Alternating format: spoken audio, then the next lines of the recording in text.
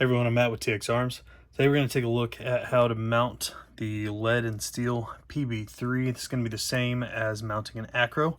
We're going to do that on a Glock 19 MOS. So I'm going to start obviously by making sure everything's unloaded. I also like to use these padded jaws on my vise just to hold everything and keep it stable. I'm going to start by removing the MOS plates.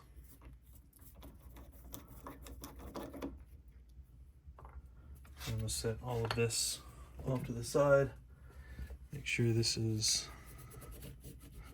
nice and clean here. We're going to be using a Forward Controls Design Acro adapter plate, which is going to fit right on there. Forward Controls did include some Vibratite, which is great. That's what I use for mounting all my optics with their screws, and they also included a spec sheet that it should be between 12 and 13 inch-pounds. So part of mounting optics is for sure not over torquing these little guys. So I'm going to go ahead and start these with my normal screwdriver here. Definitely not putting any torque on them or anything. Just getting them going.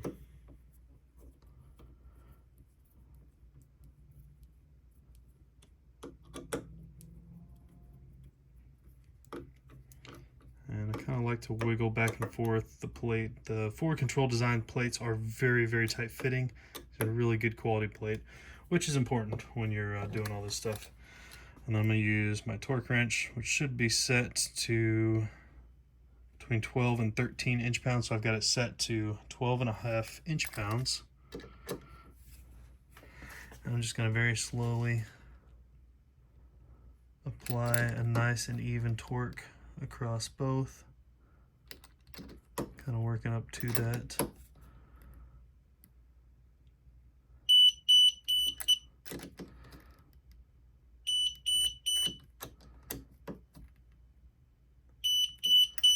Alright, so that plate is on there. After that, we're going to go ahead and mount the PB-3. Same thing, I went ahead and put some Vibratite on this screw here, and I always want to follow the instructions provided from the manufacturer, which the torque value on this one is 25 inch-pounds.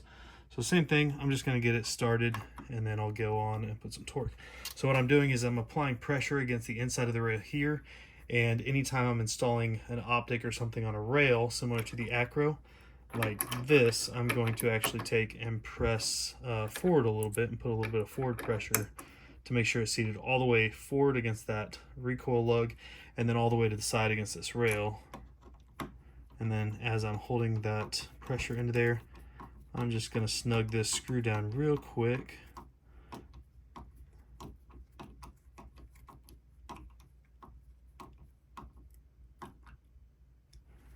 And then I'm going to get my torque wrench.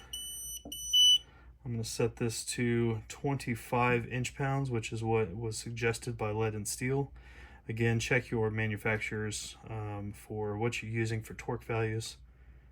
This one is said just flush, and then I think they said a quarter turn to a half a turn, or 25 inch-pounds. So I'm going to go ahead and set it to 25 inch-pounds here, and we'll just kind of torque into that, kind of sneak up on that torque value there.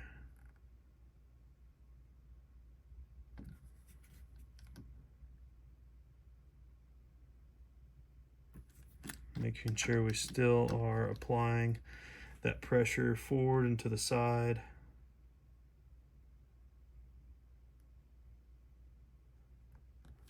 All right, we're getting close. There's 19, 20.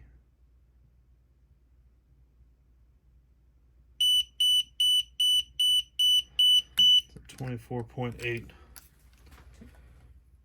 And turn this one off. That's good.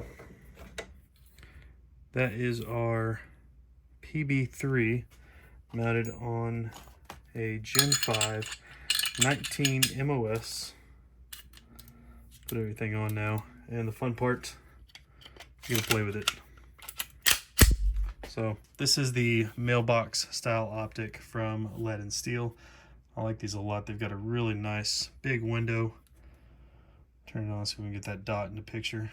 After I mount everything up, I'll go through and just do a quick zero by basically lining up the sights front and rear, and then I'll just bring that dot down to the mechanical zero on the sights.